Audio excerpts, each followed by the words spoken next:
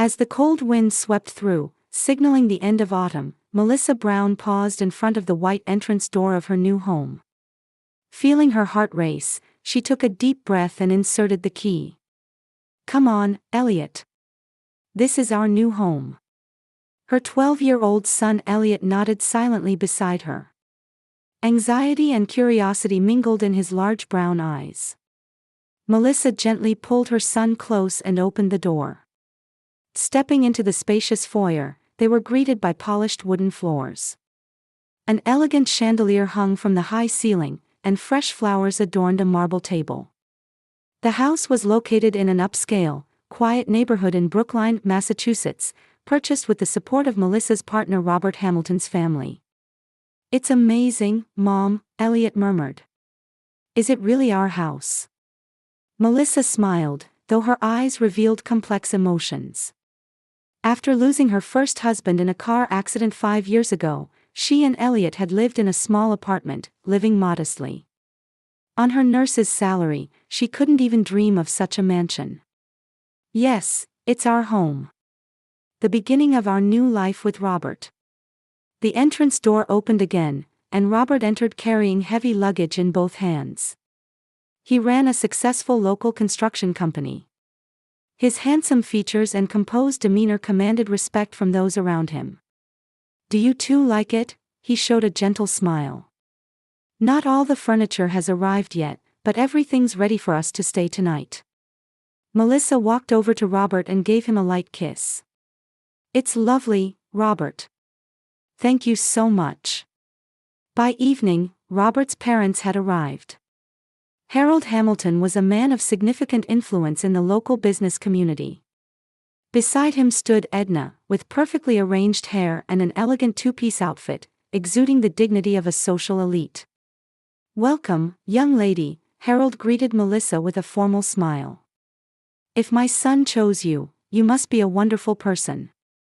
Edna kissed Melissa's cheek while examining her from head to toe. "Isn't the house lovely? My son was quite particular about it.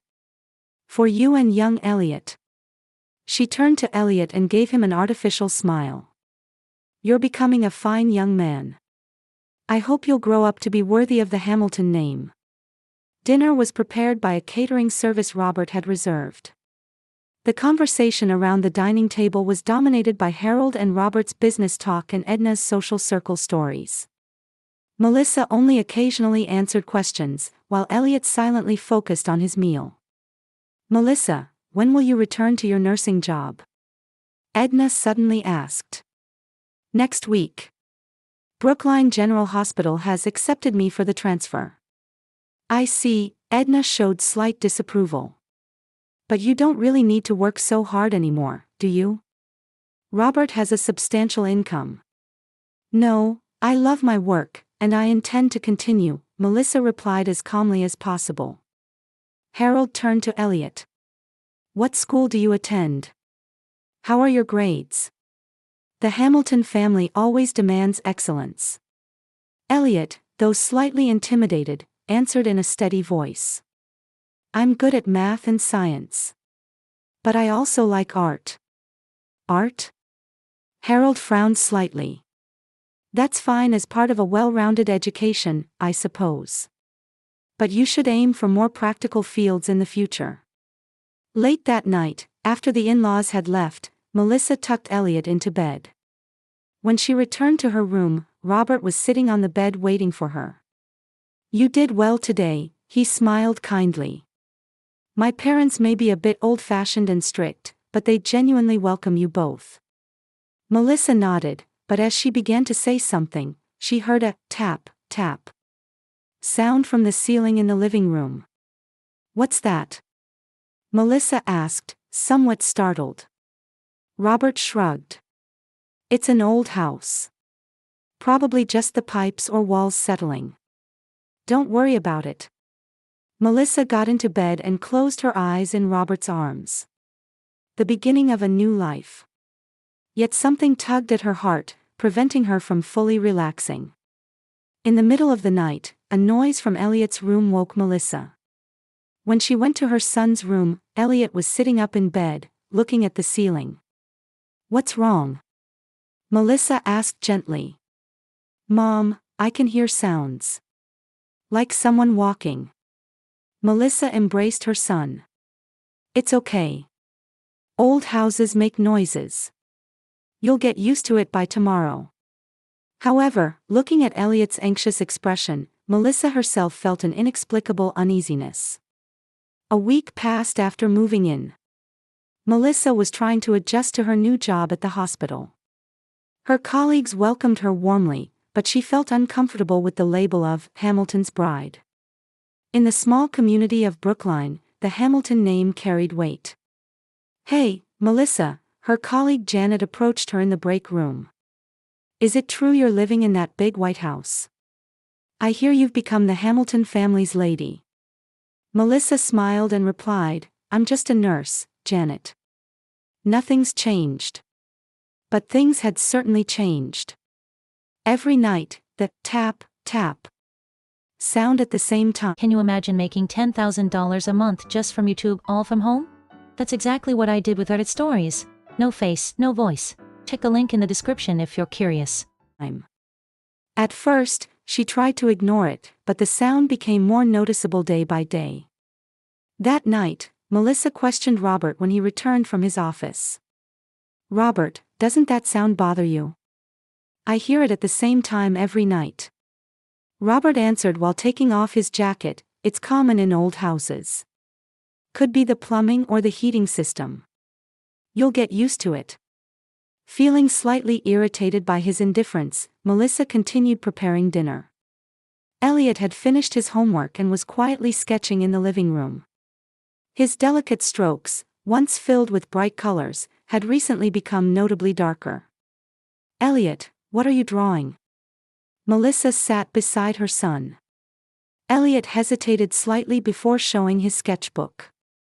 It depicted their new house, with an eerie shadow peering down from the ceiling. What is this? I can see it, Mom. The source of the sound, Elliot said in a small voice.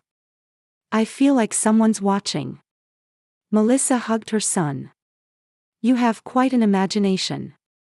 But it's okay, it's just house noises. She spoke words of reassurance to her son, but couldn't completely dispel her own anxiety.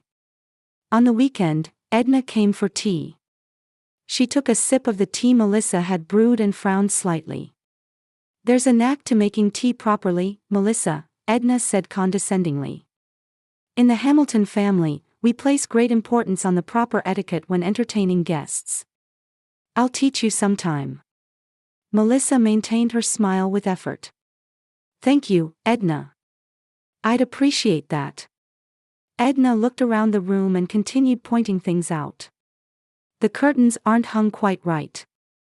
And the placement of this vase. She stood up and began moving the decorative items in the living room without permission. In Hamilton family tradition, they should be arranged like this. Melissa felt her personal space being invaded but endured it for Robert's sake. Edna also entered Elliot's room, inspecting his belongings as if taking inventory. May I see his previous school records? Edna suddenly asked. And what extracurricular activities do you plan for him? Piano? Or perhaps horseback riding? All Hamilton children excel in both arts and athletics. Melissa finally reached her limit. I want Elliot to do what he enjoys. Currently, he's passionate about drawing, and I'm supporting that. Edna's expression hardened. I see. But he is now a member of the Hamilton family. He should receive an appropriate education. That night, when Robert was away on a business trip, Melissa returned home exhausted from her night shift. The clock showed 1 a.m. As she entered the house, she noticed lights on in the living room. Robert, she called out, but there was no answer. Stepping into the living room, she found Edna sitting there. Melissa was too shocked to speak. Melissa, Edna said in a cold voice. Working until this hour. I wonder if you're disrupting your son's routine. Edna, why? How did you get the key? From my son, Edna answered matter-of-factly. We're family, after all. But without any notice. We've always had access to this house. Edna stood up and approached Melissa. Let me be frank, Melissa. Do you truly love Robert? Or are you after his status and wealth? Melissa felt her face flush with anger. With all due respect, that's not for you to judge. My relationship with Robert. My son is too kind, Edna interrupted. He nearly made the same mistake before. He was almost deceived by a young, attractive woman. If Harold and I hadn't intervened, it would have been disastrous. Melissa said with a trembling voice, I love Robert. And this is our home. Please stop entering without permission.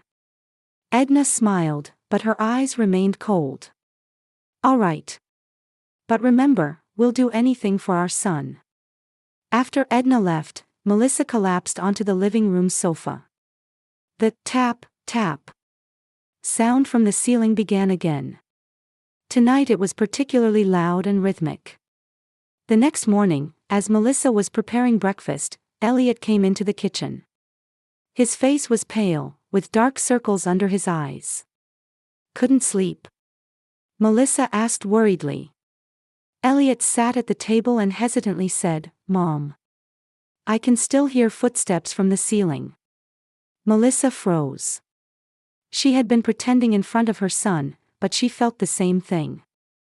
It wasn't the sound of pipes or the house settling. It sounded like someone walking. I'll call a repairman today, Melissa decided firmly. We'll find out what's causing this sound. She called Robert, but he was in a meeting and didn't answer. Melissa couldn't wait any longer. Whatever this eerie sound was, it was threatening her and her son's peaceful life. With a mixture of fear and anger, Melissa called a reputable local repair service, Reynolds Repairs. The response from Reynolds Repairs was prompt. Mike Reynolds promised to arrive at 2 p.m. Melissa called the hospital, explaining she needed to take the day off for a family emergency. When Elliot returned from school, he was surprised to find his mother still at home. Are you sick? He asked worriedly. No, I'm fine, Melissa answered, stroking his head. A repairman is coming to investigate the source of that sound. Elliot's eyes brightened slightly. Really? Yes, really, Melissa hugged her son's shoulders. Any sound always has an explanation. There's nothing to be afraid of. Even as she said this, she harbored inner anxieties. Over the past week, the sound had robbed her of sleep and haunted her thoughts during the day. At precisely 2 p.m., the doorbell rang. Opening the door, Melissa found a man in his mid-50s standing there. He had a gentle expression and wore gray overalls. He held a toolbox in one hand and extended the other for a handshake. Mike Reynolds. Thank you for your call. Melissa Brown, no, Hamilton, she realized she wasn't yet accustomed to her new surname. Please come in. After entering the house, Mike first performed basic checks on the electrical system and plumbing. He worked with a professional attitude, listening carefully to Melissa and Elliot's explanations. So the sound occurs at the same time every night, in the same pattern, Mike noted while taking notes. From the living room ceiling? Melissa nodded. It starts around 10 p.m. and continues for about an hour. It's been getting particularly loud recently. Mike looked up at the ceiling. How old is this house? Robert, my husband, says it's about 30 years old. His parents built it originally, and he renovated it for us. I see, Mike unfolded a step ladder and began examining part of the ceiling. Where's the entrance to the attic? Melissa pointed to a small hatch in the hallway ceiling. Mike headed there and began setting up a ladder. Just then, the doorbell rang unexpectedly, and the three of them exchanged glances. When Melissa opened the door, Edna was standing there. As always, she was perfectly dressed and smiling, but her eyes were sharp and vigilant. Melissa, sorry for the sudden visit, Edna said, though there was no sense of apology in her tone. She pushed past Melissa into the house and stopped when she saw Mike setting up a ladder in the hallway. What's going on? I've called a repairman, Melissa answered calmly. We hear sounds from the ceiling every night, and he's investigating. Edna's expression momentarily froze. Sounds? What kind of sounds? Tapping sounds, like footsteps, Melissa said. Elliot and I hear them every night. Edna stared at Melissa intently before abruptly saying, old houses often make noises. You shouldn't waste money on this. Besides, isn't it dangerous to let strangers into the house? Mr. Reynolds has an excellent reputation locally, Melissa responded firmly. And these sounds are disrupting our lives. Edna pursed her lips and turned back to Mike. How long will this take? I don't know, ma'am, Mike answered politely. I need to check the attic first. Edna clearly displayed dissatisfaction but said nothing more. Fine. I'll come back later. She left unceremoniously. When the door closed, Mike frowned at Melissa. Family? My mother-in-law, Melissa sighed softly. I see, Mike smiled gently. Let's continue then. Mike climbed the ladder and opened the attic hatch. He took out a flashlight and began illuminating the attic. He inserted his upper body through the hatch and spent some time investigating. Melissa and Elliot waited below. Elliot gripped his mother's hand tightly, with a worried expression. After about 5 minutes, Mike's movements stopped. There was complete silence, and he was no longer visible. Mr. Reynolds? Melissa called out, becoming anxious. Are you all right?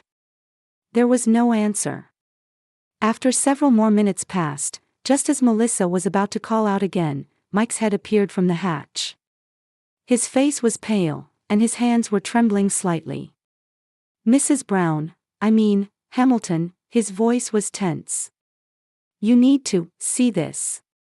Melissa felt her chest tighten with anxiety and fear, but she turned to Elliot. You wait here. But, Mom. Please, Melissa said in a gentle but firm voice. She slowly climbed the ladder and stood beside Mike. He handed her the flashlight, encouraging her to illuminate the attic. When Melissa cast the light, her blood ran cold. The attic contained sophisticated electronic equipment. Cameras, microphones, recording devices, and complex wiring were spread throughout the room. A floor plan of the house was posted on the wall, with marks on each room. Their bedrooms, bathroom, and living room had particularly many marks. This is. Melissa was speechless. A state-of-the-art surveillance system, Mike explained in a hushed voice. Professionally installed. The wiring is extremely intricate, designed not to be discovered. The sounds were probably from the equipment operating. Melissa moved the flashlight with trembling hands. Then, she noticed a small logo on part of the surveillance system. It was the Hamilton Security logo, a subsidiary of Robert's company. Mom, what's happening? Elliot's voice came from below. Melissa descended the ladder. Her face was pale with anger and fear. Elliot, would you come up and take a look? She said in a shaking voice. Can I see too? Yes. Elliot slowly climbed the ladder, helped by Mike, and peered into the attic. After a while, he came down silently. His face showed shock and fear. Were we being watched? His voice trembled. Melissa hugged her son tightly. It's okay now.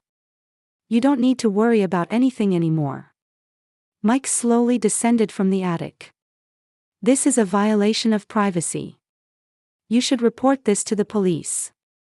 Melissa was trying to make sense of the situation. Did Robert know? Or was it his parents' doing? Edna's sudden visit and her discomfort about calling a repairman all made sense now. She took out her cell phone with shaking hands and called Robert. It went to voicemail. Robert, come home immediately, her voice sounded cold. I want you to explain what we found in the attic. After hanging up, she turned to Mike. Can you remove this surveillance system? Yes, I can, but... Mike started and stopped. I think you should report this to the police. Melissa took a deep breath. I'll discuss this with my family first. Thank you, Mr. Reynolds. Mike looked troubled but seemed to sense Melissa's determination. I understand. But if there's any problem, please contact me anytime. As he began packing up his equipment, the sound of the front door opening was heard. Melissa stepped into the hallway to find Robert standing there. And behind him were Harold and Edna. Edna's expression was rigid, and Harold stared at Melissa with anger-filled eyes. What's going on? Robert asked in confusion. I got a call from Mother saying there was some problem. Melissa regarded the three with cold eyes. Yes, there is a problem. A very big problem. The living room was wrapped in an unusual tension. Mike Reynolds had already left, leaving only Melissa, Elliot, Robert, and Harold and Edna. Elliot clung to Melissa's side, looking at the adults with frightened eyes. I'd like an explanation, Melissa said in an icy voice. Why were we under surveillance? Harold stepped forward.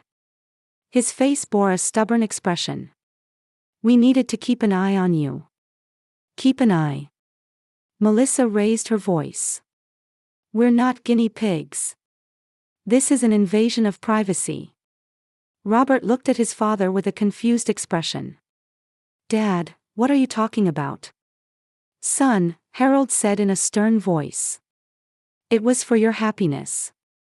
We have that right. Rights? Melissa said with a trembling voice. Where do you get the right to plant surveillance cameras in the attic of our home? Robert looked up at the ceiling with a shocked expression. Surveillance cameras? Dad, is this true? You didn't know. Melissa looked at Robert. His surprised expression seemed genuine. Of course not. This is. Robert was at a loss for words. Edna stepped forward and looked down at Melissa with an imperious attitude. We needed to investigate your background. Just a few months after marrying Robert, you gained everything. This mansion, social status, and access to our family's fortune. I married Robert. I don't want your fortune. Melissa shouted, trembling with anger. That's easy to say, Edna scoffed. But I've seen women like you before. Young, attractive, manipulating wealthy men.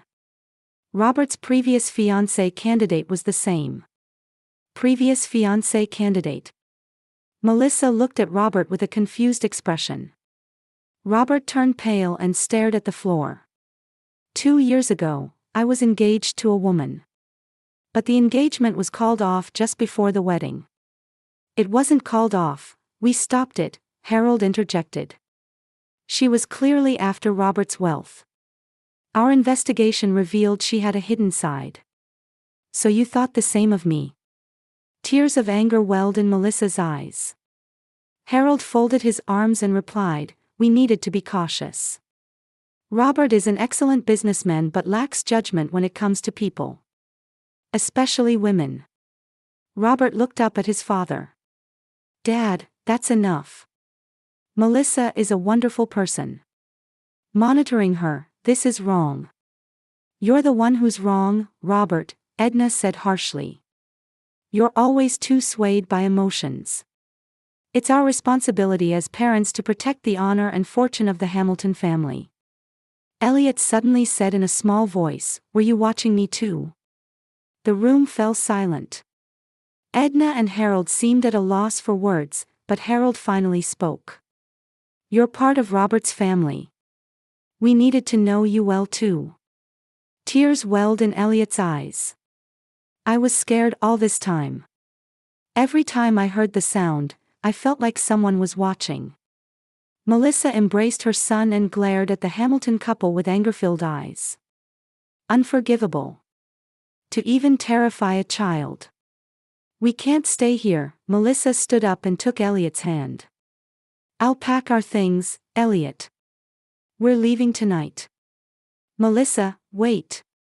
Robert grabbed her arm. I really didn't know. This was done by my parents. And that makes it acceptable. Melissa shook off his arm. Your parents invaded our privacy. And even now, they believe they were right. You couldn't stop them. And you won't be able to stop them in the future. I will stop them, I promise, Robert said desperately. I'll never let this happen again. It's too late, Melissa said coldly. There can be no family without trust. Your parents don't see us as family. They only see us as experimental animals or surveillance targets. Harold grumbled discontentedly. You're exaggerating. We were simply being cautious. With time, if you proved to be genuine, the surveillance would have been removed. How much time? Melissa asked sarcastically. 1 year. 5 years. Or a lifetime. Edna answered calmly, as long as necessary. Any means are justified to protect the interests of the Hamilton family. Robert turned to his parents. That's enough. This is wrong. Apologize to Melissa and Elliot. There's no need to apologize, Harold stubbornly insisted. We only acted with our son's happiness in mind. The room was again enveloped in a heavy silence. Then, Elliot spoke in a small but clear voice.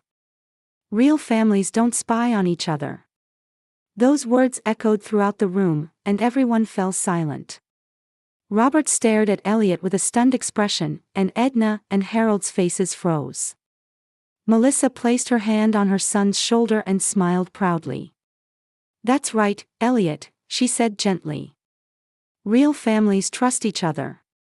They respect privacy and cherish one another. Melissa looked at Robert. His eyes reflected regret and confusion. We'll stay at my friend Janet's house tonight, Melissa said with determination. After that, I need time to think. Melissa, please, Robert pleaded.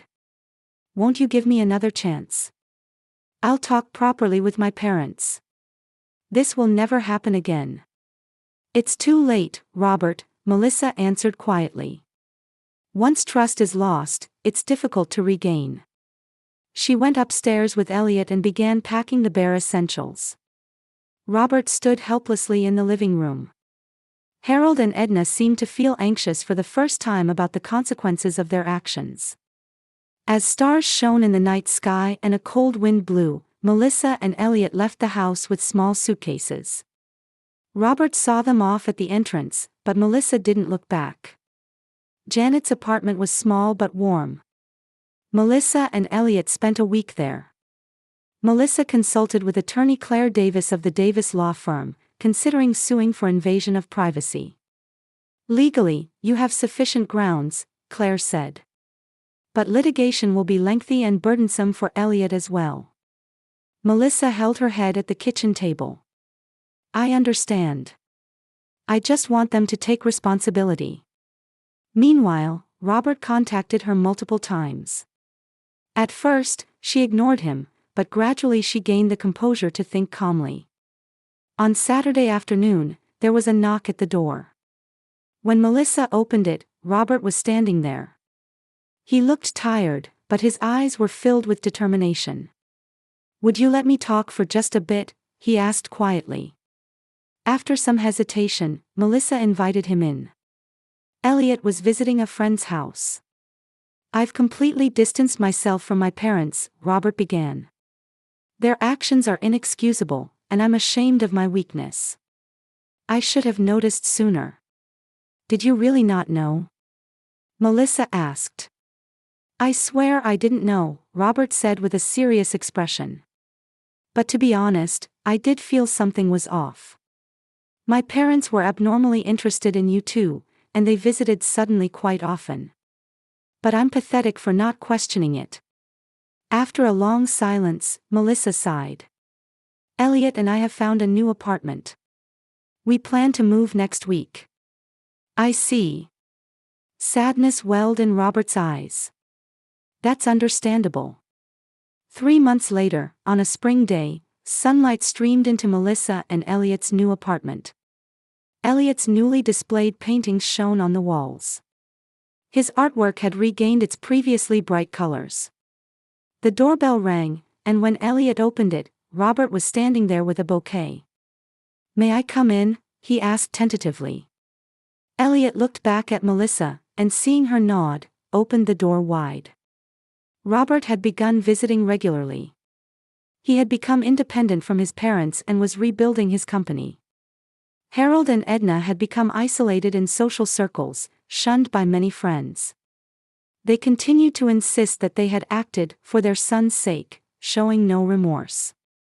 After dinner that day, the three sat on the living room sofa. Robert took Melissa's hand. "I can only keep apologizing to you both, but I know that's not enough," he said quietly. "Over these 3 months, I've learned a lot.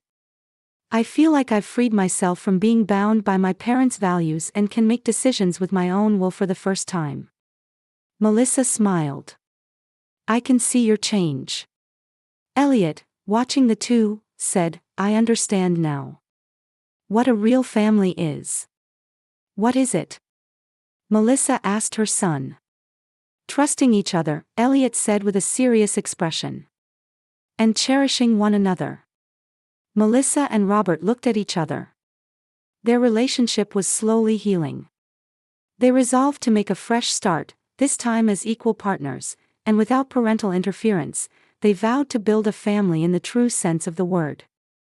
Ironically, the fear of being under surveillance had become a valuable lesson, teaching them the true meaning of family.